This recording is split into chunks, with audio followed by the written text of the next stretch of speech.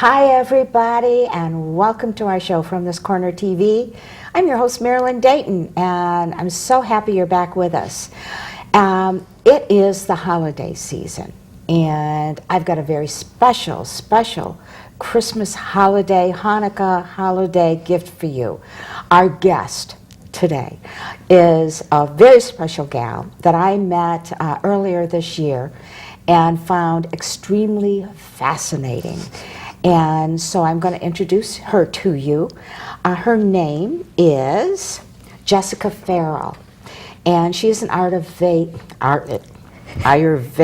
specialist. I hate that word, but it's a good thing. She's an herbalist, Pancha karma specialist. This is going to be fun, I guarantee. And a registered yoga therapist who's been practicing for over a decade with her own private Ayurvedic consulting practice. She's going to say it and then you'll know.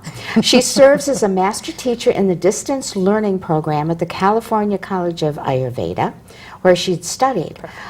She's involved in several yoga teacher training programs in Rhode Island. She lives and works in the Pawcatuck 2 Westerly area. Teaching the Ayurvedic portion of the training. Of course, we have that word in here a lot of times. She also heads the national, here it is again, Ayurvedic Medical Association's Herbal Community of Practice, which acts as a support group for the professionals involved in this, I guess you could call it ancient healing practice, who use herbs in their private practices. So this is Jessica. How wonderful that you were able to join us. I'm thrilled. Me too. Thank you very much for having me. Well, before we talk about what you do, let's talk a little bit about who you are. You are a woman that balances things very well. Thank you. You not only have your own business, you are going to school to get a master's, and you can tell us about that in a minute, but you also have a husband and a family, and you have quite a few children, if I remember right. I have 3. That's quite a few, okay. And anything more than 1. There's a lot of kids. Anything more than 0. Yes, actually. So you are someone who knows about balance, and isn't this Ayurvedic practice, isn't this to help you kind of balance your life and everything? Absolutely. I think of Ayurveda as the cushions, on either side of my crazy life. So when I say cushions, they're kind of like, it's the bookends of life. I begin every day doing my Ayurvedic practices, and that sets me up both physically and mentally for the day, and then I end every day doing my Ayurvedic practices, and I love it because no matter where I am, I'm doing the same thing. I do the same thing for my children too. They're routined in both sides of their day as well. And what it does is it sets you up to be able to handle whatever happens in the interim, because we don't know what's going to happen in life. It's unpredictable. So, if we just have these bookends, then we feel good, we're ready to go.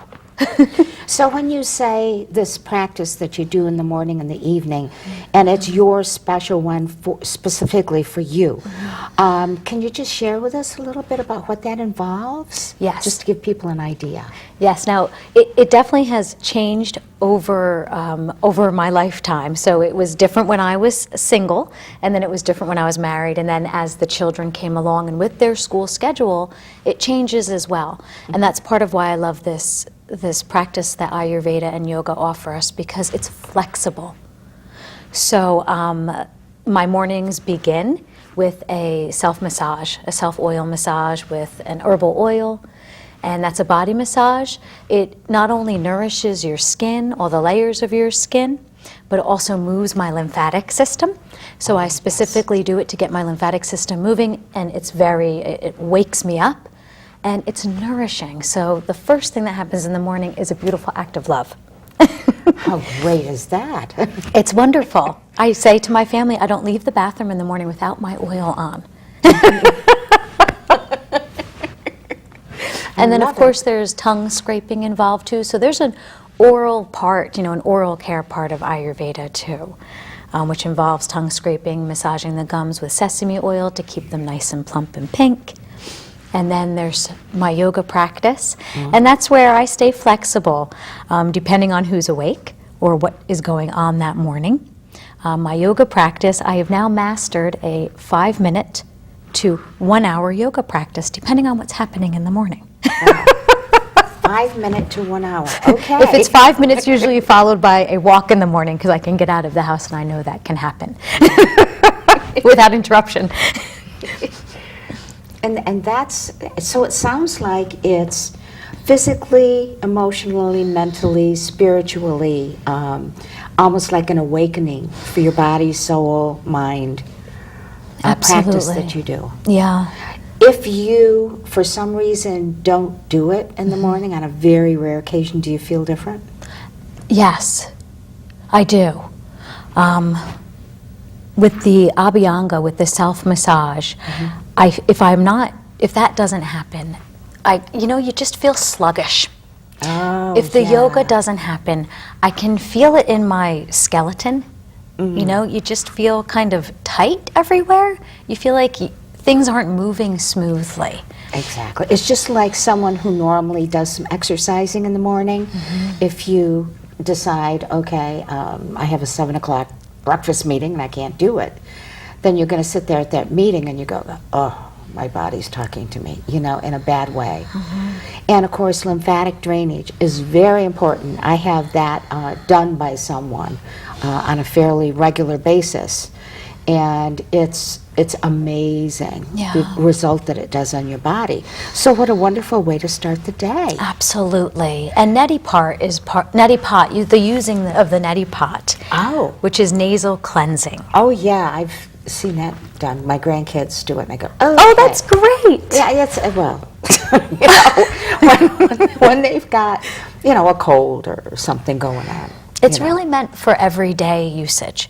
Really? Not only is it care for the filter of our body, but it also helps to drain the sinuses and all the channels of the head, so your mind feels very clear and fresh as well. Oh, wow. Okay. And for everyone listening, it's important to put some sesame oil on the insides of your nostrils after you neti as well. Oh, really? Sesame oil. Okay, so you've got some oils. We're going to be talking about those, right, during this discussion.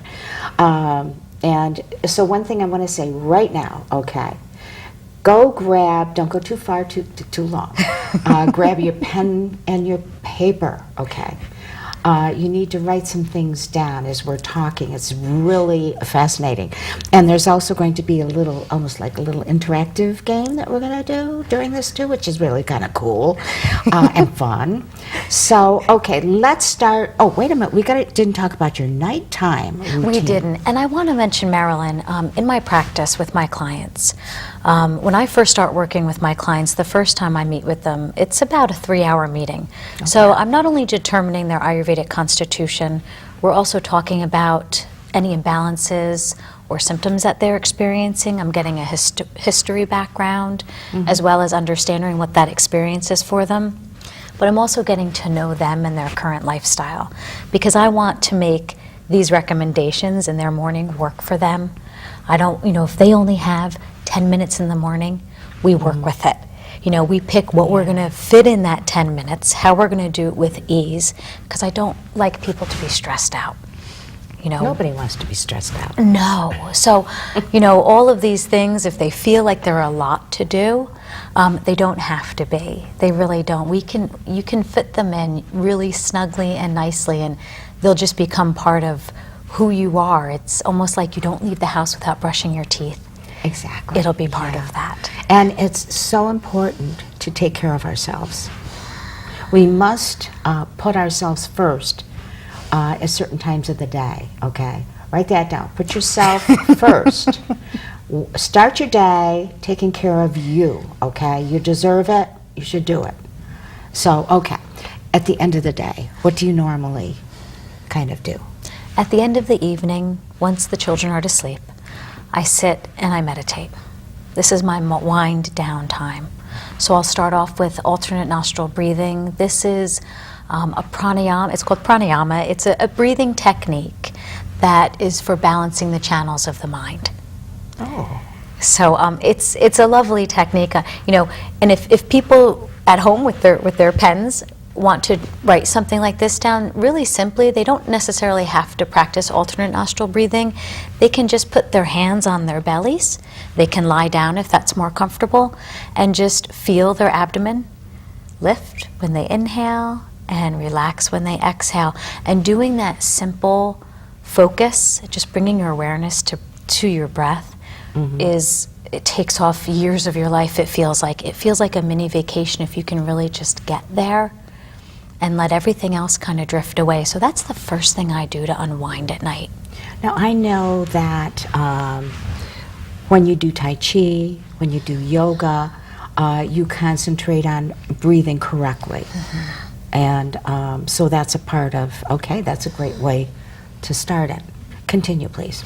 And if I may, yes, that it's not so much correctly, it's just gently bringing your awareness. Because it does feel strange thinking about your breath at first.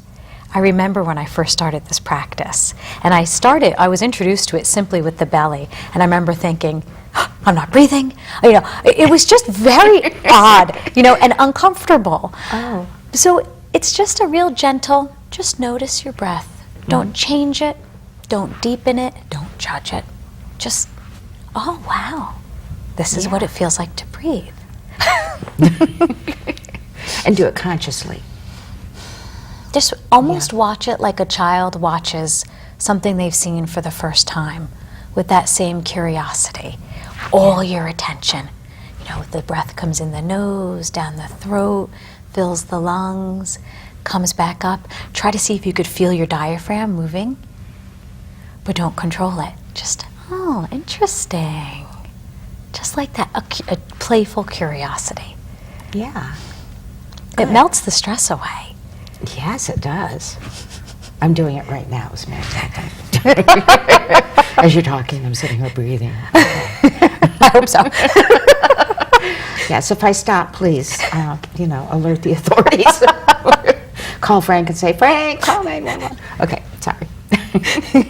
Okay, so you're relaxing and meditating and breathing. Is there anything else that you do? So then I will do a meditation. There's so many beautiful meditations to choose from out there. So I will tend to glob onto a meditation for a few weeks, and when I get kind of tired of that, or when my mind gets tired of it, you know, the same old thing, then my mind starts chatting, I'll pick another thing to meditate on. Sometimes it's as simple as gazing at a candle. You know, really simple things. Sometimes it's closing my eyes and bringing the focus of my eyes in between my eyebrows. You know, very simple points of focus to pick. Sometimes it's counting the breath.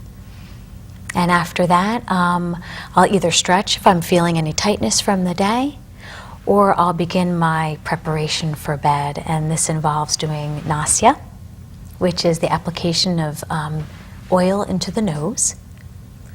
Okay. I know, these things are very different. Sounds, you know, a little, but In there's a reason for it. In Ayurveda, we put oil everywhere. Yes, you do. Oil. And then I will go ahead and, you know, do my normal preparations for the evening, washing up. And then once I get into bed, I do just some gentle stretching. I usually will gift myself with something at this point. So either this is going to be a foot massage, or I will massage my ears. And again, I encourage everyone to write this down and try this out. This is foreign to us, but if you just massage your ears and really just let that happen, however your body's telling you to let it happen, it's incredibly relaxing. You know, the ears are a map of the body, just as the hands are and the feet. So you're hitting a lot of points when you massage the ears. I love it. Yeah. Or I'll gift myself with a head massage. Oh, that's the best. Or yoga nidra, which is relaxing different parts of your body, you know, consciously feeling your toes, you know, feeling the tops of your feet, feeling the bottoms of your feet. You know, can I feel the muscle in my calf? And as you do this, again, you're bringing your mind inside of your body, and it really just calms the mind and lets all the dramas and excitement of the day just drift away, and you come here. Or sometimes I float myself on a cloud, like my grandmother used to do for me when I would go to sleep at night and I was, or take a nap and I was having trouble going to sleep. She would come in and float me on a cloud. Oh, that's cool. She was probably my first meditation teacher. Oh, wow. That's wonderful. What a wonderful thought. Yeah. And a child would love that. I've definitely passed Yes. that on. Well, let's talk about this amazingly interesting process that you're such a specialist in. Ayurveda. Did I say it right? You did. Beautifully. Okay, where does it come from? How long has it been around? It comes from India. Its date is not, they don't know the date 100%, but they've settled on somewhere between 5,000 and 10,000 years ago. Okay, it's old. It's old. It comes from a body of knowledge called the Vedas, which is a body of knowledge put forth by an enlightened group called the Rishis. They were almost like the shaman of the community. Ah. And Veda means knowledge. So literally in this body of knowledge, you will find everything from yoga, to Ayurveda, to how to build a house, to politics, to grammar. Just everything is within this body of knowledge. It's amazing. Wow. Okay. So what does the Ayurveda portion involve? It involves, well, Ayurveda literally means knowledge of life.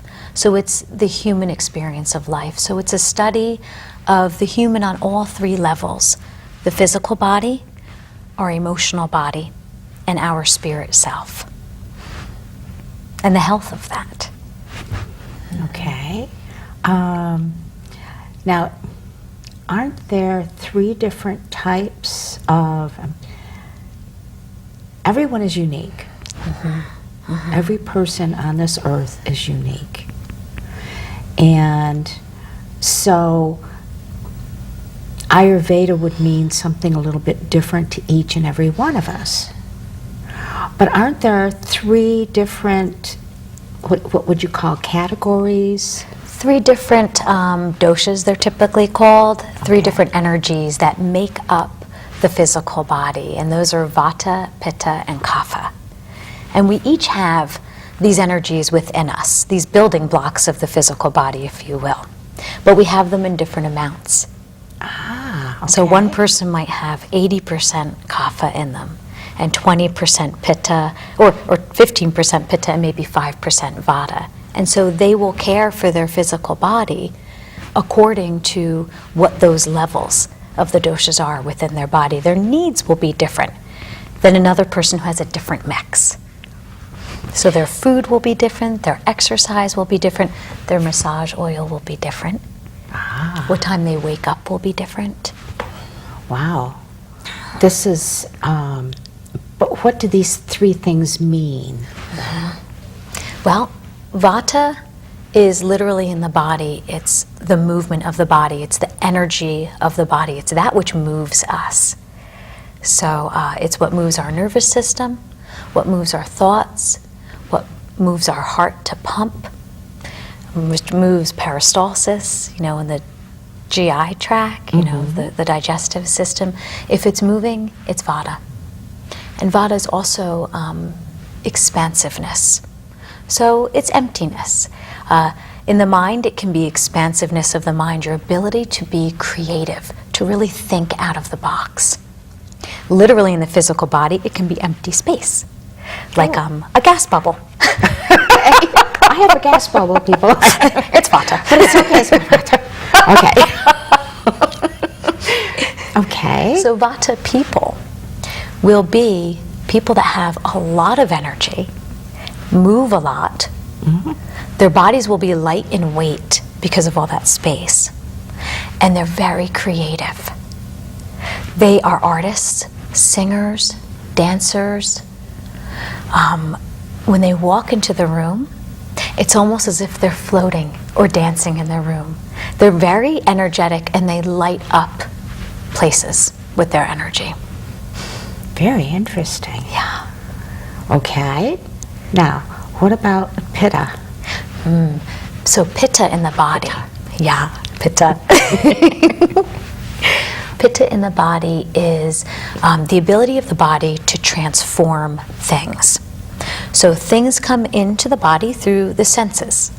Okay, so the easiest to understand is food. Food comes into the body, sense of taste. And it, first we break it down with our teeth. But then for the rest of the time, the food mainly gets broken down through the heat of the bile and the digestive enzymes and the acids. That energy, that ability, that heat within those secretions is Pitta. Pitta is the ability to break things down and transform them into something else. And that in that process, we're transforming it into components that are small enough so that we can absorb it into the body. Otherwise, through the other senses, like, for example, the sense of hearing. Right now, my voice is making noises, my vocal cords are making noises, and they're coming into your ear, and your ear is delivering those noises up to your brain that is transforming those noises into knowledge, into words, into something that you can understand, into information. And that's Pitta's job. Much like a fire, like a campfire. Whatever you put into the fire, it transforms. Wow. Interesting. Okay. Now, how about Kapha? So Kapha people are, Kapha in and of itself is the elements, the building blocks of all matter. So it's all liquid matter and all solid matter. So here we have an example. Well, with all three of these, we all need the power to transform. We all need movement. And we all need to be made up of some kind of matter. Right? Yeah. Or we are not here. Or we are not here. Now, people who have a lot of kapha in them, their bodies are going to have a lot of matter to them. So they're going to have beautiful, thick bones, lovely, thick skin, thick hair, thick lips, big eyes. Their muscles are going to be big and round and super strong. These people are the people that when you hug them and you embrace them, it's like embracing a safe pillow or a teddy bear. They're very sweet. So their bodies, it's not only their bodies that are strong and stable, but their mind is very strong and stable. Kapha people are dependable. They're not quick to get angry or quick to get excited. They're steady. They're very steady. Not in a rush to do anything. And if a kapha tells you they're going to do something, they will indeed do it. Good to know. Okay, now let's start applying that to yourself. What kind of percentages do you have? And then we're going to talk about me, because I think I know it. But anyway, how are these three things categorized or percentage in you? I am pretty much neck and neck, Vata and Pitta, with a very, very little bit of kapha. So in order to keep myself balanced, I bring in kapha qualities through my senses. So these attributes, Vata, Pitta, and Kapha, don't just apply to our physical being, but they also apply to everything in creation, from colors to food to herbs to oil.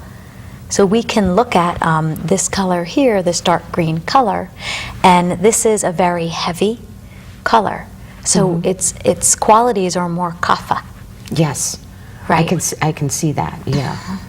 Or I can feel it, actually, which is interesting.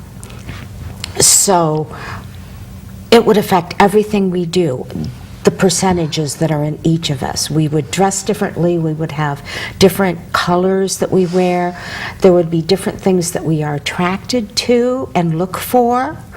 But the cool thing here is that with your help, we can determine what our percentages are, and that will help us move forward to actually for lack of another word, feed what we are and improve what we are and make everything better. Yeah. Is that kind of correct? Absolutely. Absolutely. So we're doing this, to a point we're doing this intuitively. Mm-hmm. You know, we, just as you said, we're attracted to certain things. You paint your bedroom a color that you're going to feel good waking up to. Right. Or if you pick the wrong color, you certainly know it. Yeah. Yeah, that's kind of interesting. What I usually do, when I'm not on TV and not in business meetings, I dress differently than I do. I try to be kind of conservative. You know, black patterns are very conservative because you can add different things to it. The only reason I'm wearing red right now, which is not me normally, is because it's the holidays. And I kind of wanted to have a little glitzy sparkle here and, you know, match the poinsettias behind me and remind all of you and myself that it's the holidays. You know, be generous, be loving, giving, notice these things. However, my natural colors are soft and light blues. You know, just very soft, light things. Apparently, I've been told by people who know of these three things. They tell me that I kind of light up and spread light and joy and all that kind of stuff. For instance, for my 70th birthday party, of course I was glowing anyway, but you know, when I'm talking to people and I'm with people, I just feel really good because I really enjoy people. And so people have told me that I'm very, what would it be, Veda? Vata pronunciation here. Please bear with me. I'm learning this. So I'm very Vata, and I'm very creative in everything that I do. I just started a blog. People have been after me to write a book. Okay, you must write a book. Well, okay. The best way to do that is just today is to do it chapter by chapter and do it in a blog. So I've started a blog, and it's called From Glam to Gram. I love it. Because I was a celebrity, you know, very glamorous, in front of the camera, celebrity at one time in my life when I was very young. And, you know, I had kind of a glamorous life, ups and downs, as we all do. And now I'm a grandmother, and I love it. But I still like to have my glam moments, you know. No matter what my age, I like to have my glam moments. So it's kind of my story. And it's kind of interesting as I'm thinking about it. There's a different mix. There's no digestion. However, the digestive part, the pitta, would be in the words that I use probably that people read, and they would digest it different. I don't know, maybe. So anyway, I'm very Vata and Kapha, I think, with a little bit of pitta. Does that kind of make sense to you from the little that you know of me? Very creative. And now Kapha is? Kapha's steady. Steady. I'm very steady, loyal. If I say I'm going to do something, I do it.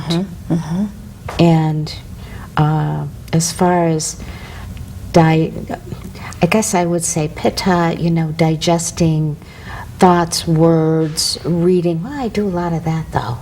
You know, this is not easy, people. It isn't easy. I spend No. I spend about 3 hours, 2.5 to 3 hours with my clients, taking in information from them to determine their constitution. So I'm looking at them in terms of their physical features, shape of lips, shape of nose, eyes, color of, you know, skin, complexion, hands, nails, fingers. But I'm also asking them questions about their physical functionality. Like I'd ask you about your appetite. Do you have a strong appetite? Historically in your life, do you remember being hungry for breakfast and lunch and dinner. You know, and that would be a pitta appetite. Right. And what is that like now? You know, I'd ask you about your sweat pattern. So these are your physical functionings. And then I'd also ask you about your emotional patterns. So these questions would be, you know, how would you approach that book? And you did talk about it a little bit. Or how would you approach putting together this TV program? Do you put it off to the last minute because it's too overwhelming? Do you set up a schedule and get it done diligently and maybe even dole out some work to other people? Do you take your time in getting it done? Maybe you took your time to even decide if you wanted to do it, because you don't like to get into anything too fast. So these are, you know, the 3 different ways in which these characters act. So you can determine by asking these questions what type of person someone is, what type of nervous system they have, what type of body they have. You know what's interesting about all of this, and I love it, and we're going to talk about more of it in the second half of our show, because it's time to take a break now. The thing that I love is, here is a person that you can go to if you're curious about kind of who you are. You know, you think you know who you are. We all think we know who we are. But this is actually, there's almost a science to it, which is fascinating. So we're going to talk more about that when we return. So hang in there, we'll be right back. Can you help me with this? My new dad teaches me all kinds of stuff. Sure. He helps me with homework. That would be 3.6795. Thanks. Yep. He helps me with my decision making. I wouldn't use this one. Ever. And he's even teaching me how to drive. And that's why cars have bumpers. I'm learning so much. You don't have to be perfect to be a perfect parent. Thousands of kids in foster care will take you just as you are. When some people struggle with their mortgage payments, they become frozen, petrified. Not knowing what to do, they do nothing. But the people who take action are far more likely to get the most positive outcome. Making home affordable is a free government program. Call now to talk one-on-one with a housing expert about the options that are right for you. Real help, real answers, right now.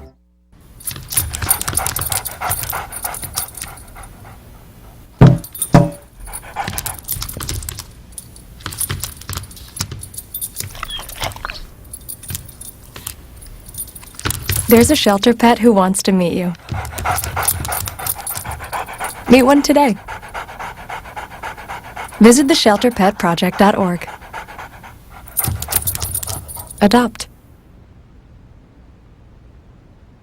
Up, college is hard. Down, those books are heavy. My sport is football, but my passion is education. Right up here. So every year I take promising high schoolers on a college tour Lights there, darts there. to show them that higher education means a brighter future. My name is NNAMDI ASOMUGHA. I don't just wear the shirt, I live it. You can be a reader, tutor, or mentor too. Take the pledge at liveunited.org/volunteer. Do you wear this? And we're back. This is Marilyn Dayton, and from This Corner TV, and we have Jessica with us today. We're talking about Ayurveda. And before the break, I was saying, I think I know what I am. You know, Vata, Pitta, Kapha. But then she's telling me some things that maybe it's this instead of that. Holy cow, this is not easy, okay? And we were also talking about there are people who may want to know who they really are, because you should live your life according to who you really are. And there's actually a science to it. Jessica is helping people find who they are and live the life they should be living. And this is really fascinating. I'm going to ask her more after the show. I may want to do this, okay? So we have with us Jessica Ferrol today, clinical Ayurveda specialist, and so much more. So much more. You're working on getting a master's. I am, in yes. Holistic counseling. Well, you know, you'd be really good at that, because when you're talking to people, the 3-hour initial interview that you do, you're finding out who they are, because then you can let them know what they should be doing, what they should be eating, right? What oils they should be using. You know, the thing is, it's okay to focus on you. Oh, yes. Okay? Matter of fact, I think because we women are stronger today as a practice, I mean, there were a lot of strong people centuries ago that were women, but they were struggling to live the life that they felt they needed to do. Today we have the freedom to do that. As women today, we're stronger, we're empowered. And, oh my God, we should really live the life that we should live. And I've just decided, okay, I'm going to go to her. Okay. And she's going to help me do these things. And look at me. Okay, I get massage therapy. I have a holistic doctor that works with, complementary with my regular doctor. I get certain types of massages for my needs. I have a nutritionist that I'm working with. I'm doing the whole thing, people. And you know what? It's a good thing. Look at me, I'm 70 years old, and I'm still going strong. Have my days. You know, we all have our days when I go, oh my God, I'm gonna relax and read a book and just kind of be with me. And that's okay. That's okay. So let's talk a little bit about this Ayurveda constitution. Okay, you said it involves everything. It does, it does. I look at all aspects of who you are physically. So what all the functionality of your body is. I ask people about everything from their appetite to their sweat pattern to their stamina. And then I look at them emotionally. You know, let's see, how do you react to stress? Is your first reaction anxiety? Is it intensity? Is it pulling back and shutting down? You know, these are all basic qualities of Vata, Pitta, and Kapha that each of them have. This is how they show up in people. You know, we are all very different. You know, we all come to this world with our unique gifts and on our unique journeys. But when it comes to the physical body, there's definitely some cookie-cutter aspects that we can pick up on to determine what your makeup of Vata, Pitta, and Kapha is. For instance, the physical look of us, you were talking about that. Yes, like eyes, for example. Kaphas will have those big, moist eyes. Pittas will have medium-sized eyes, and when they get overworked, they get a little red. And Vatas will have small eyes that move a lot. So these qualities, you know, the nose, the size of the nose, the size of the mouth, the shape of our hands, these are how we detect Vata, Pitta, and Kapha in the body. So it used to be people said, well, it's my genetics, okay? Which is important, very important. But this goes way beyond that, doesn't it? It's similar to genetics in that a person's constitution is determined at the moment of conception. Now, once we are, right after that moment, we are now part of the physical world, and we then can, if the physical world is out of balance, you know, even in mom's utero, we can get a little bit out of balance. We can be affected there. So when I am doing my intakes with clients, the physical features, those don't change unless someone has had plastic surgery. So those are very solid in my findings. The physical functionality like appetite and digestion and elimination and sleep pattern especially, those things can change if the environment is stressful or if the person isn't getting what they need for their body type. And that's good to know. That's good to know because, you know, some people say, I only need 5 hours of sleep a night. You say, well, that's kind of strange. Is your name Aristotle Onassis? He only needed 5 hours of sleep a night. Or if you're like the President of the United States, you're under a lot of stress and you probably don't get the type of sleep that you need. You might be trying to sleep for 8 hours, but your mind may continually keep... See, we all have stressful days. Or we have exciting days when things are going on and I'm just too excited to sleep, you know. Or you fall asleep and then you keep waking up because, is it tomorrow yet? Is it tomorrow yet? Almost like a kid, you know, when exciting things are going on. I'm talking about my own life experiences here, just even recently. And I'm always excited the night before I do a show because I love doing this show. And so my sleep pattern changes, you know. And if somebody had said, imagine you're sleeping on a cloud, it probably would have helped last night. Or given you a foot massage. Yes. Or just, you know, massage my head or my ears to relax me, you know, and kind of, usually what I've been doing is I've been reading. You know, I climb into bed and I start reading and I get very relaxed and it takes my mind off of everything from the day. But I'm reading a good book right now. I always recommend to clients, you know, if you're reading at night, it's got to be a boring, low drama book. Well, that would be called a technical business. There you go. You know, read that. yeah. Something that'll put you right, you almost go to sleep to escape it. Yeah, because otherwise it's like 12:30, 1 o'clock in the morning, and I go, oh my God, it's like when I used to read Harry Potter, and I just couldn't put it down. But yeah, so I should probably grab the business book. Okay, good idea. So, are there combinations of yoga and Ayurveda? It seems like when you were talking about this whole thing altogether, there was yoga that's a part of that. Absolutely. So, when you are helping someone, is there a part of yoga that kind of comes into play too? Absolutely. Well, yoga is the science of the mind. So yoga is really heavily connected to Ayurveda because we use all of the yogic understandings of our emotional body to understand a person's mind, where imbalance happens, and how to bring imbalance back, you know, to center. So when we're working the mind level, it's all the yogic science. We're using those techniques, that breathing technique I talked about before, to balance the mind. That is from yoga. Yoga asana, meditation, anytime we're working on the mind level. So I will teach my clients, you know, we slowly bring these things in. I don't hand it to them all at once. You know, we set up a program of when we're going to meet about every 2 weeks, and we slowly bring things into their daily routine. And yoga asana practice is always one of those things. And I tailor a program specifically for them.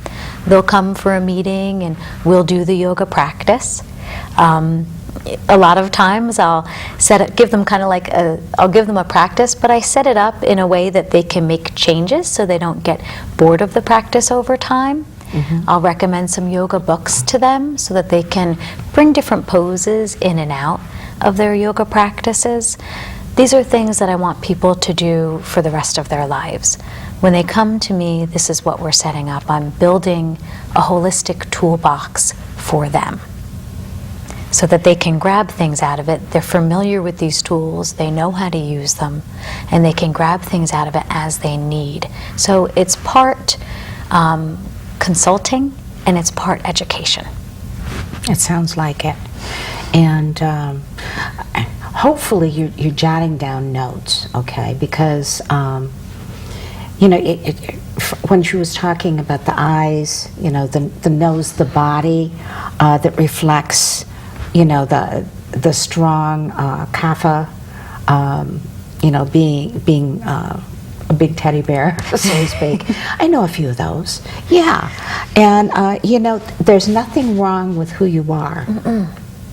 Because you're very unique, each and every one of us. So if you say, well, I'm a great big teddy bear and I'd like to, you know, not be as big and not be as teddy bearish, it's who you are. I mean, it's okay that, you know, if you want to, you know, lose a little weight, get more fit and that kind of thing, that's a good thing. But you must be proud of who you are. But in order to be proud of who you are, you need to know who you are. Absolutely. And you also, in a way, you're saying it's okay. It's okay to be this way because that's who you are. And if you try to change it, you're going to be very unhappy. And unhealthy. And unhealthy. And you know what? We, each and every one of us, deserve to be happy. Absolutely. We deserve to be healthy. You know, all of this is a good thing. So to have someone guide us is just so important. And I'm kind of putting together my own toolbox full of people that are helping me. And this sounds like it would be at the core of who I am, you know, the core of my toolbox, so to speak. Yeah. That everything else kind of goes around. Ayurveda will help you to navigate even, you know, when to go to this massage therapist and when to go to this massage therapist, when to go to this type of yoga class, and when to skip that and maybe go to the aerobic class. You know, once you understand the energetics of Ayurveda, then you understand the energetics of food, the energetics of exercise, and you begin to learn how and when to bring these things in. For example, in February is a heavy kapha time of year. No matter what your constitution, we all feel heavy in February, March, right? We don't want to look at any, you know, food dish that's heavy. We just want things that are light. And we have this desire to just get outside and run, do something. At that point in time, you know, when you go to your gym or your YMCA, you might want to pick a class that's invigorating. You might want to take the spin class or the Zumba class, and maybe not take that gentle yoga class that felt so good in the fall. Because in the fall, that's the Vata time of year, and we really need it to be in that gentle yoga class to, you know, bring Vata, you know, down and ground it and calm. But when kapha year comes along, that's the opposite of what we want. We want to be sweating and jumping around and, you know, listening to exciting music. You just try it out in your home in February. It's not the Zen Buddha music you have on. You're blasting something fun to a beat that you have to get up and move around. And this is how you use Ayurveda to feel good. Yeah. And you know, I thought I was a little weird because at different times of the year I feel different. And it's not just me, it's the way the world is, the universe, so to speak. So that's, wow, I feel better about that because I used to, yeah, exactly what you're saying. There were times when I want to turn up rock music, would you believe, and rock, you know, just jump around and be silly with nobody around but the dog staring at me, going, okay, you're weird, but smiling, because he smiles all the time anyway, which is okay. So this is okay, because this is the way it is. Absolutely. I never knew this before. This is... Continue, please. It's freeing, isn't it? Yeah, it is. You know, we can get really stuck in ruts. We're faced with so many do's and don'ts with everything these days. You know, you should be doing this exercise, you should be eating this food. And it really, you know, we box all of these things in. This is, okay, this is this category, this is what I eat, this is what and it just doesn't work all the time.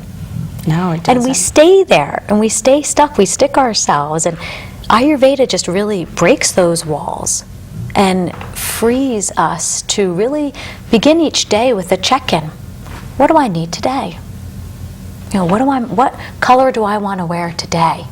Do I want to be invigorated? You know, is it that February day where I feel, you know, dull, right? I don't want to get out of bed.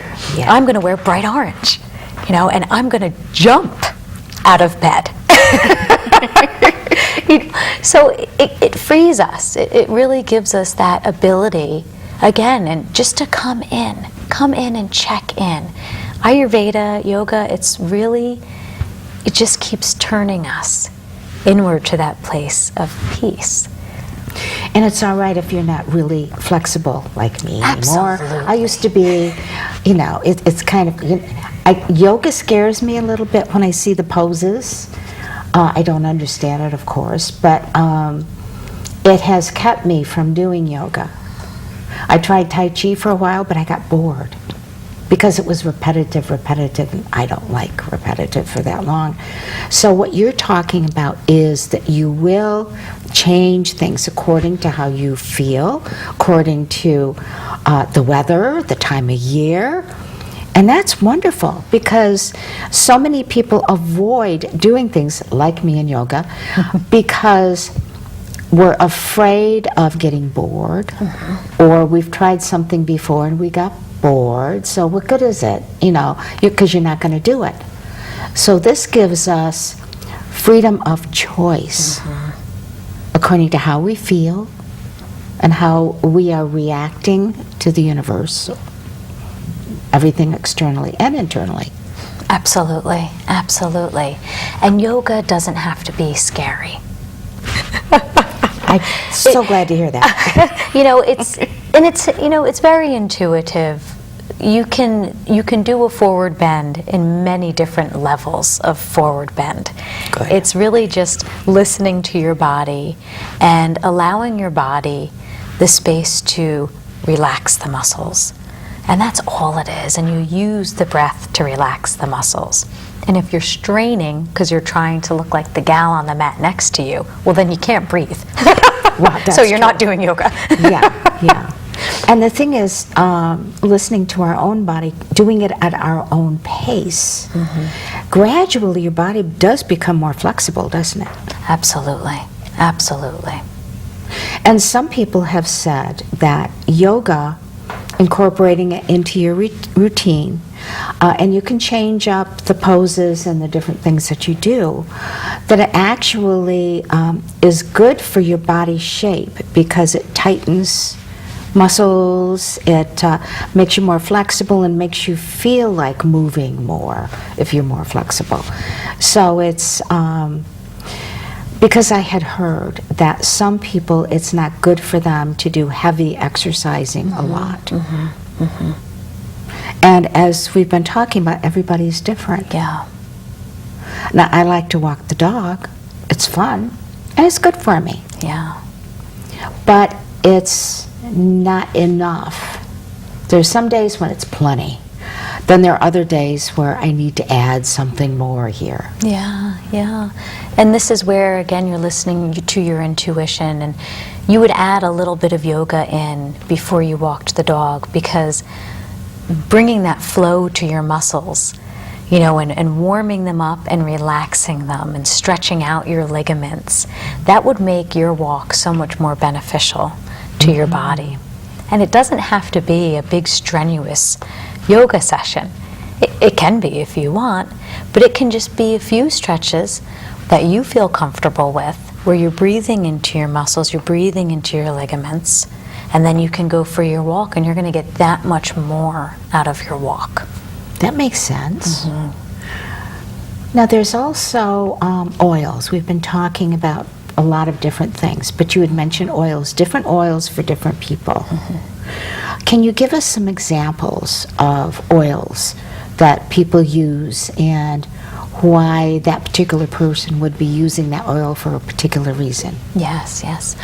So our Vata type of people, they do best with oils that are warming and heavy, because Vata tends to be light and dry. So sesame oil is a classic oil used for Vata.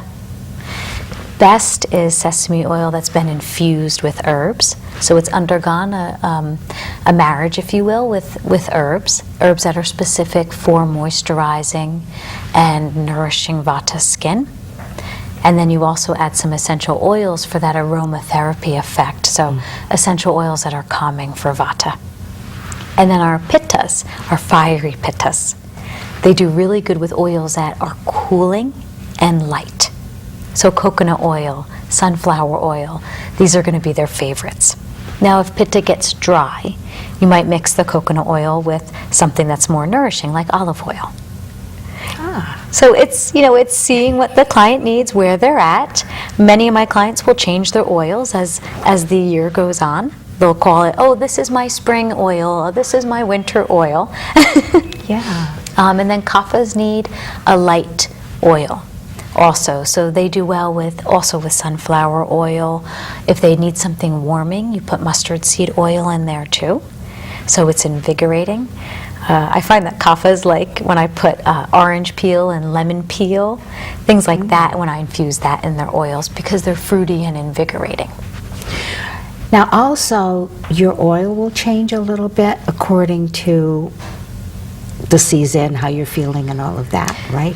It's, in my practice, what I've noticed is some people stay with their oil all year long. Okay. And some people need to change. And the people who stay with their oils all year long, this is a part of my practice where I really let people use their intuition. They'll either pick from my oils or they'll make their own. I take them into my herbal kitchen and pour out a few oils for them, take out some herbs, take out my essential oils, and I let them make their own oil. That's cool. Yeah. They intuitively will gravitate towards the oil that they're needing.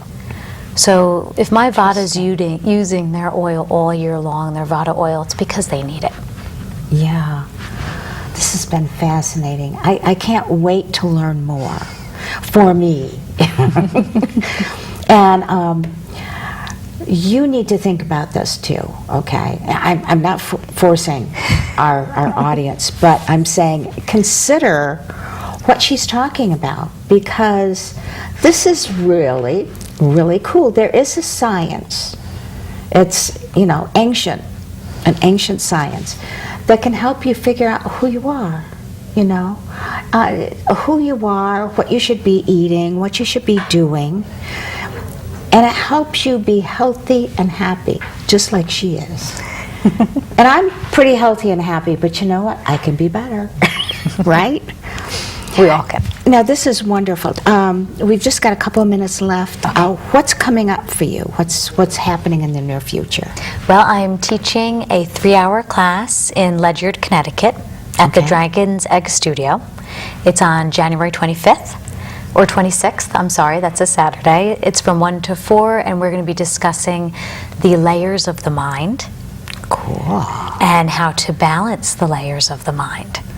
So anybody can find out about it. Is it on your website? Not yet, but it Not is yet. going to be posted on the Dragon's Egg website soon, and I'm going to be working on my website in the next few weeks, so hopefully it will be there in the next few weeks. Okay. If anyone has any fantastic. questions about it, they can definitely call me or email me. That sounds fantastic. You can either email her through the website or you can give her a call, and she'll call you right back, guaranteed. Jessica, thank you so much. This has been fascinating. It's been very Absolutely fun. Thank you. fascinating. I appreciate you coming, and I appreciate learning about it, because I think it can help me change my life for the better, and I'm happy about it. So if you know some people yourself that you would like to see on the show and learn more about, let me know. Send me an email, and check out the other shows on our website. And if you want to see this one again, it'll be available on our website. And like our Facebook page, check us out. I usually at this time give you upcoming events, but what I'm going to do is just wish you the happiest holiday season. It's a very special one. Everyone is special, but this year it's a special one, okay? Make it special, share love, lots of hugs, and be happy. And join us again in our next show. And thank you so much for being with us. Happy holiday.